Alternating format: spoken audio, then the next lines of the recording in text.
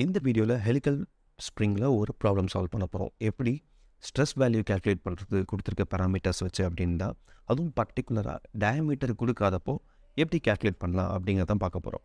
Let me solve the problem now. A closed coil helical spring has a stiffness value of 10 Newton per millimeter. Stiffness value கொடுத்துருக்காங்க, that is 10 Newton per millimeter. Its length when fully compressed with the adjacent coils touching each other is 40 cm. அதாவது இதான் ஸ்ப்ரிங்குன்னு எடுத்துக்கலாம். இது கம்ப்ளீட்டாக வந்து compress ஆகிருக்கப்போ, அதாவது அடுத்தடுத்த coil வந்து ஒன்றுக்கு ஒன்று டச் ஆகிருக்கிறப்போ இதோட லென்த் என்ன அப்படின்னா 40 cm அப்படின்னு கொடுத்துருக்காங்க. அதாவது கம்ப்ளீட்லி கம்ப்ரஸ்ட், எல்லா காயிலும் அடுத்தடுத்த காயிலும் டச் ஆகிற மாதிரி கம்ப்ரஸ் ஆகுது அப்படின்னா இதோட சாலிட் லென்த் என்ன பண்ணியிருக்காங்க அப்படின்னா கொடுத்துருக்காங்க, that is 40 cm. The modulus of rigidity of the material of the spring is 0.8 × 10⁵ Newton per mm². அந்த மெட்டீரியலோட மாடுலஸ் ஆஃப் ரிஜிடிட்டி வேல்யூ கொடுத்துருக்காங்க. Okay fine. என்ன கேட்டிருக்காங்க, determine the wire diameter and mean coil diameter if the ratio is 1/10. Wire diameter அப்படிங்கிறது அந்த ஸ்ப்ரிங்கோட coil, இந்த ஒயரோட diameter. மீன் diameter அப்படிங்கிறது அந்த ஸ்ப்ரிங்கோட பிச் டயாமீட்டர். சரிங்களா? இந்த D/Dயோட ரேஷியோ, ஒயர் டயாமீட்டர் காயில் டயாமீட்டரோட ரேஷியோ வந்து என்ன அப்படின்னா 1/10 அப்படின்னா, அதாவது ஸ்மால் d/D.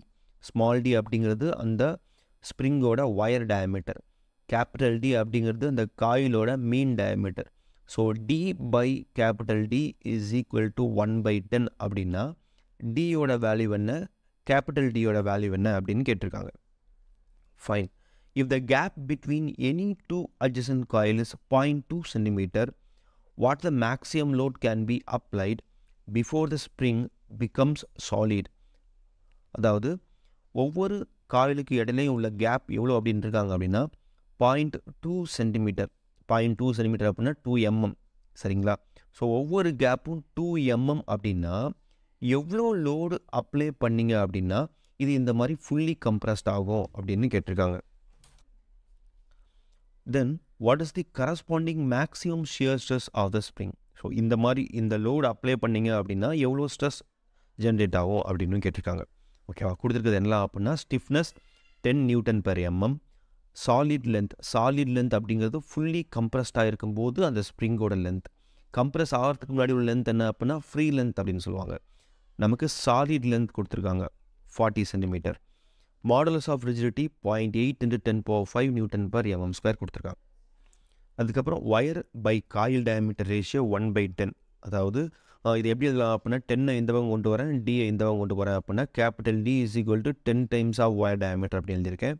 தென் ஒவ்வொரு ஸ்ப்ரிங்குக்கு ஒவ்வொரு காயிலுக்குமான கேப் கொடுத்துருக்காங்க, அதாவது பிச் வேல்யூ கொடுத்துருக்காங்க 0.2 cm, அதாவது 2 mm pitch value. Maximum load என்ன, மேக்ஸிமம் ஷியர் ஸ்ட்ரெஸ் என்ன? மேக்ஸிமம் ஏன்னு சொல்லியிருக்கேன் அப்படின்னா கம்ப்ளீட்டாக கம்ப்ரஸ் ஆகுறீங்க அப்படின்னா மேக்ஸிமம் லோடு கொடுத்தா தான் ஃபுல்லாக கம்ப்ரஸ் ஆகும். அப்படிங்கிறதுனால அதை மேக்ஸிமம் லோடு அப்படின்னு நான் மென்ஷன் பண்ணியிருக்கேன். ஓகேங்களா? ஓகே, இதை எப்படி சால்வ் பண்ணலாம் அப்படிங்கிறத பார்க்கலாம். ஸோ இனிஷியலாக சால்வ் பண்ணுறதுக்கு முன்னாடி என்னென்ன ஃபார்முலாஸ் நமக்கு அவைலபிள் இருக்குது அப்படிங்கிறத பார்க்கலாம். ஸ்ப்ரிங்கோட எனர்ஜிக்கு ஃபார்முலா இருக்குது, டிஃப்ளெக்ஷன், ஸ்டிஃப்னஸ், ஷியர் ஸ்ட்ரெஸ், இதில் எல்லா ஃபார்முலாவும் இருக்குது. சரிங்களா? நமக்கு எந்த ஃபார்முலா தேவை இருக்குமோ அந்த ஃபார்முலாவை யூஸ் பண்ணி தான் நம்ம என்ன பண்ணுவோம் அப்படின்னா சம் சால்வ் பண்ணுவோம். இதை பர்டிகுலர் நம்ம தெரிஞ்சிக்க வேண்டியது, இது எல்லாமே என்ன அப்படின்னா டெரைவ் பண்ணி கொண்டு வந்த ஃபார்முலாஸ் தான். ஸோ எக்ஸாமுக்கு போகிறப்போ நீங்கள் ப்ராப்ளம் சால்வ் பண்ணிங்க அப்படின்னா we have to memorise all those formula. எந்த மிஸ்டேக்கும் இல்லாமல் ப்ராப்பராக மெமரைஸ் பண்ணிக்கணும். நம்ம முக்கியமாக தெரிஞ்சிக்க வேண்டியது ஸ்டிஃப்னஸ்னால் என்ன அப்படின்னா லோடு பை டிஃப்ளெக்ஷன் அப்படிங்கிறது நமக்கு தெரிஞ்சிருக்கணும். அதுக்கப்புறம் சாலிட் லென்த்தோட ஃபார்முலா, இது மெயினாக சொல்லணும்னு நினச்சேன்.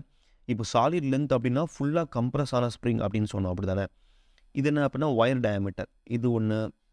இது எல்லாமே என்ன அப்படின்னா ஒயர் டயாமீட்டர்.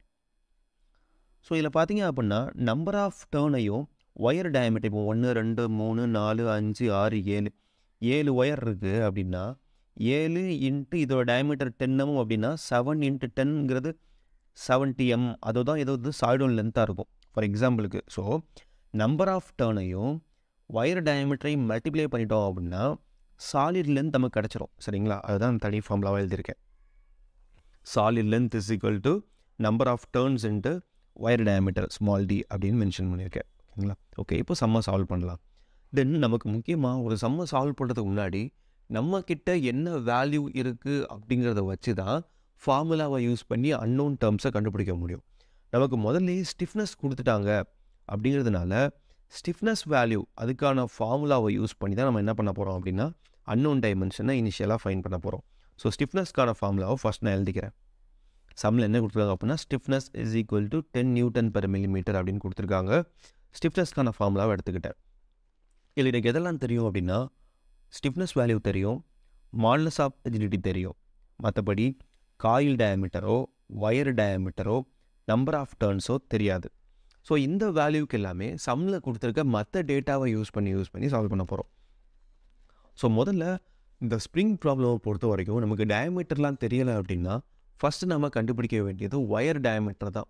எல்லாத்தையும் in terms of wire diameter small டியில் வச்சுக்கிட்டோம் அப்படின்னா சம்மை சால்வ் பண்ணுறது கொஞ்சமும் ஈஸியாக இருக்கும். நான் என்ன பண்ணிட்டேன், D⁴ மட்டும் இந்த பக்கம் வச்சுக்கிட்டு மற்ற எல்லாத்தையும் இந்த சைட் கொண்டு வரேன். ஸோ S/64 × R³ × N/C அப்படின்னு வரும். ஸோ அந்த மாதிரி என்ன பண்ணிக்கிட்டேன் அப்படின்னா ஃபார்ம் பண்ணிக்கிட்டேன். இப்போது எனக்கு எதெல்லாம் தெரியும், C தெரியும், தென் S தெரியும். அதுக்கான வேல்யூ Sங்கிறது 10 Newton/mm, C மாடுலஸ் ஆஃப் ரிஜிடிட்டிங்கிறது 0.8 × 10⁶ சப்ஸ்டியூட் பண்ணிக்கிட்டேன். தென் வேறு நமக்கு கொடுத்துருக்க டேட்டாவெலாம் பாருங்கள், நமக்கு சாலிட் லென்த் கொடுத்துருக்காங்க. LS is equal to number of turns into wire diameter. Already சொன்ன மாதிரி இதெல்லாமே ஒயர் டயாமீட்டர்.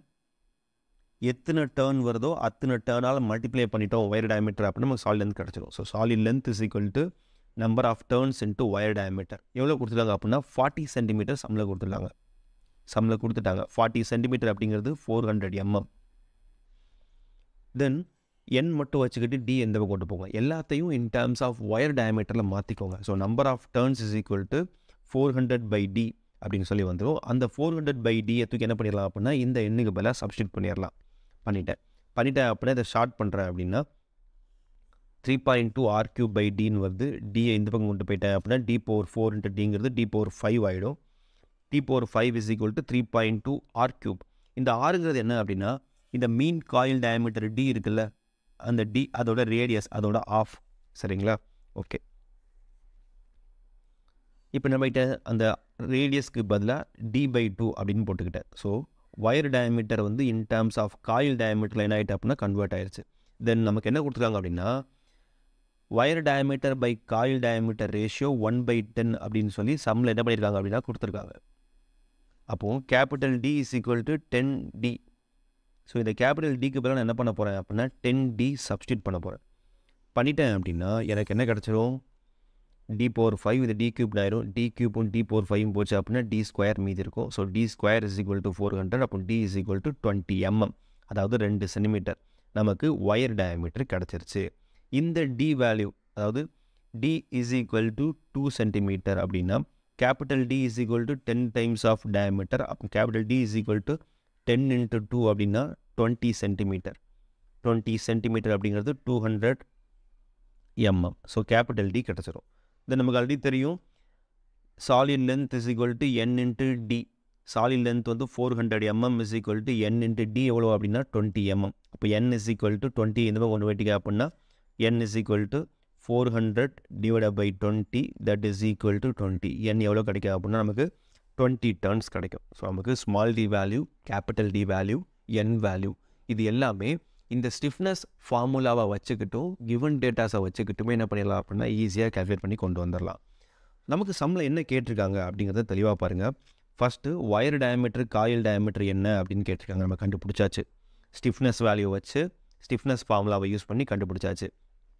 நெக்ஸ்ட் என்ன கேட்டிருக்காங்க அப்படின்னா லோடு என்னன்னு கேட்டிருக்காங்க, ஸ்ட்ரெஸ் என்னன்னு கேட்டிருக்காங்க. ஸோ இப்போ ஒயர் டயாமீட்டர் எல்லாமே கண்டுபிடிச்சதுனால அடுத்து நம்ம என்ன பண்ண போகிறோம் அப்படின்னா லோடு எப்படி கண்டுபிடிக்கலாம் அப்படின்னு பார்க்க போகிறோம். ஓகேங்களா? Okay. Maximum load for the full compression. நமக்கு ஆல்ரெடி நமக்கு என்ன தெரியும் அப்படின்னா stiffness is equal to load by deflection அப்படிங்கிறது தெரியும். ஸ்டிஃப்னஸ் சம்மில் கொடுத்துருக்காங்க, லோடு நம்ம கண்டுபிடிக்கணும். டிஃப்ளெக்ஷன் தெரிஞ்சது அப்படின்னா டிஃப்ளெக்ஷனையும் ஸ்டிஃப்னஸையும் வச்சு நம்ம என்ன கண்டுபிடிச்சிடலாம் அப்படின்னா லோடு கண்டுபிடிச்சிடலாம். இப்போ டிஃப்ளெக்ஷன் சம்மில் கொடுத்துருக்காங்க, அதை எப்படி கண்டுபிடிக்கிறேன் அப்படின்னு பாருங்கள். அதை எப்படி கொடுத்துருக்காங்க அப்படின்னா ஒவ்வொரு காயிலுக்கு இடையிலையும் உள்ள கேப் என்ன அப்படின்னா 2 mm கொடுத்துருக்காங்க. So 2 mm 2 mm. இந்த டயக்ராமில் வந்து கம்மியான டர்ன்ஸ் தான் இருக்குது. ஜஸ்ட் எக்ஸாம்பிளுக்கு மட்டும் பார்த்துக்கோங்க. எல்லாமே 2 mm இருக்குன்னு வச்சுக்கலாம். சம்மில் என்ன கொடுத்துருக்காங்க அப்படின்னா ஃபுல்லி கம்ப்ரஸ்ட் அப்படின்னு கொடுத்துருக்காங்க அப்படின்னா இந்த கேப் எல்லாமே ஃபில் ஆயிருச்சுன்னு அர்த்தம். ஸோ டோட்டல் கேப்பை கால்குலேட் பண்ணிங்க அப்படின்னா அதுதான் வந்து என்ன அப்படின்னா இதோட கம்ப்ரெஷன் வேல்யூ. என்னென்னு புரியுதுங்களா? அதாவது ஒவ்வொரு காயிலுக்கு இடையிலையும் கேப் இருக்குது. சம்மில் என்ன சொல்லியிருக்காங்க? ஃபுல்லி கம்ப்ரஸ் ஆகுதுன்னு சொல்லியிருக்காங்க. ஃபுல்லி கம்ப்ரஸ் ஆகுது அப்படின்னா இந்த கேப் எல்லாமே ஃபில் ஆயிருச்சுன்னு அர்த்தம். அப்போது இந்த டோட்டல் கேப்போட வேல்யூ தான் என்ன அப்படின்னா உங்களுக்கு டிஃப்ளெக்ஷனோட value. So number of turns எத்தனை இருக்குதோ அத்தனை நம்பர் ஆஃப் டர்ன்ஸ் இந்த கேப்பை மல்டிப்ளை பண்ணிட்டீங்க அப்படின்னா உங்களுக்கு டிஃப்ளெக்ஷன் என்ன அப்படிங்கிறது கிடச்சிரும். ஸோ ஃபுல்லி கம்ப்ரெஷன் அப்படிங்கிறப்போ டிஃப்ளெக்ஷன் என்ன அப்படின்னா gap into number of turns. Gap வந்து 2 mm, நம்பர் ஆஃப் டர்ன்ஸ் இப்போ தான் கண்டுபிடிச்சிருக்கோம் 20. ஸோ 2 × 20 போட்டோம் அப்படின்னா 40 mm. ஸோ டோட்டலாக கம்ப்ரஸ் ஆகுறது என்ன அப்படின்னா 40 mm கம்ப்ரஸ் ஆகுது. அதாவது ஒரு கேப் ஃபில் ஆகிறதுக்கு 2 mm கம்ப்ரஸ் ஆகணும். நமக்கு 20 கேப் என்ன ஆகணும் அப்படின்னா ஃபில் ஆகணும். அப்போ 2 × 20 எவ்வளோ அப்படின்னா 40 mm என்ன ஆகணும் அப்படின்னா நமக்கு ஃபில் ஆனால் தான் கம்ப்ளீட்டாக என்ன ஆகும் அப்படின்னா ஸ்ப்ரிங் வந்து கம்ப்ரஸ் ஆகிருக்கும். ஓகே, இப்போ நமக்கு டிஃப்ளெக்ஷன் 40 mm தெரிஞ்சிருச்சு, ஸ்டிஃப்னஸ் 10 Nm/mm தெரிஞ்சிருச்சு. அதுலேருந்து என்ன பண்ணிடலாம் அப்படின்னா லோடை கண்டுபிடிச்சிடலாம். ஸோ ஸ்டிஃப்னஸ் 10 mm, லோடு வந்து 40 mm. அப்போது W என்ன இருக்கும் அப்படின்னா டிஃப்ளெக்ஷன் 40 mm, அப்போ லோட் வேல்யூ என்ன அப்படின்னா 400 N. ஸோ இந்த ஸ்ப்ரிங்கில் 400 N அப்ளை பண்ணிங்க அப்படின்னா உங்களுக்கு ஸ்ப்ரிங் வந்து ஃபுல்லி என்ன ஆகிடும் அப்படின்னா கம்ப்ரஸ் ஆகிடும். ஓகே, நெக்ஸ்ட் என்ன அப்படின்னா ஸ்ட்ரெஸ் கண்டுபிடிக்கணும். லோடு கண்டுபிடிச்சாச்சு, அதுக்கப்புறம் ஸ்ட்ரெஸ்ஸுக்கான ஃபார்முலா ஆல்ரெடி இருக்குது. ஸோ இதில் load value, mean coil radius value, diameter value substitute பண்ணோம் அப்படின்னா நமக்கு ஸ்ட்ரெஸ் வேல்யூ கிடச்சிடும். லோடு எவ்வளோ அப்படின்னா 400 N. மீன் காயில் நமக்கு வந்து கேபிட்டல் டி வந்து 200 mm பார்த்தோம். அப்போது ரேடியஸ் என்ன அப்படின்னா அதில் பாதி 100 mm. நம்ம கேபிட்டல் டி என்ன பண்ணோம் இப்போ தான் கண்டுபிடிச்சிருந்தோம். கேபிட்டல் டி வந்து எவ்வளோ அப்படின்னா 20 cm அப்படிங்கிறது 200 mm. அதாவது ஒரு யூனிட்டில் மெயின்டைன் பண்ணிக்கோங்க. So ரேடியஸுங்கிறது 200/2 = 100 mm. ஸோ ஆறுக்கு பதிலாக 100. அப்புறம் ஒயர் டயாமீட்டர், காயில்ட ஒயர் டயாமீட்டர் என்ன அப்படின்னா 20 mm. சப்ஸ்டியூட் பண்ணிங்க அப்படின்னா 25.465 N/mm² வருது. அதுதான் maximum stress when 400 N load is applied. Okay, that's it. This is how we can calculate the stress value from the given parameters. So நமக்கு மேஜராக தெரிஞ்சிக்க வேண்டியது என்ன அப்படின்னா நம்ம ஸ்டிஃப்னஸ்ஸு, டிஃப்ளெக்ஷனு, இந்த ப்ராப்ளமில் ஸ்டிஃப்னஸும் ஸ்ட்ரெஸ்ஸுக்குமான ஃபார்முலாவை மட்டும்தான் யூஸ் பண்ணிக்கிட்டோம். சரிங்களா? சில சமயம் டேரெக்டாக டிஃப்ளெக்ஷன் கொடுத்துருப்பாங்க. அந்த டிஃப்ளெக்ஷன் ஃபார்முலாவில் இருந்து ஒயர் டயாமீட்டர் கண்டுபிடிக்கிற மாதிரி இருக்கலாம். ஸோ ஸ்டிஃப்னஸ் கொடுத்து ஸ்மால் டி கண்டுபிடிக்கலாம்.